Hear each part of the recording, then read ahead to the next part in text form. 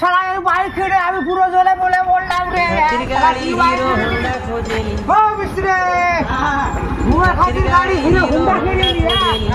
তো বাইকটা সার্ভিস করে দিতে হবে বাইকের ট্যাঙ্কিটা খুলে তুমি ওয়াশ করবে বেশি কিন্তু খরচা করবে না আমার কাছে টাকা পয়সা নেই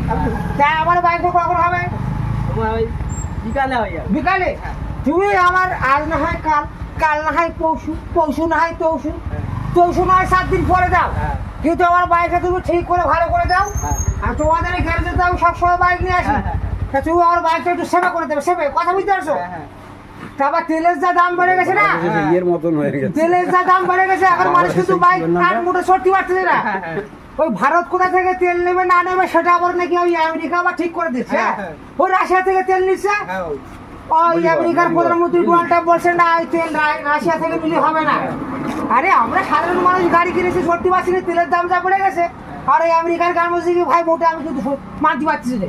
1 লিটার তেল কিনতে গেলে এখন ওই 100 টাকা পাস হ্যাঁ তো মানুষ এই গাড়ি চলতে কি করে তারপরে আমি এই যে হিরো হন্ডা গাড়ি কিনেছি না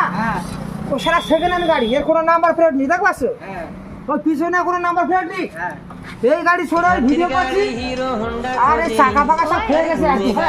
অল্প সময় তাড়াতাড়ি যেন হয় শুরু করে দিও ভাই হ্যাঁ তাহলে আমি চলে গেলাম গাড়ি তাহলে আমি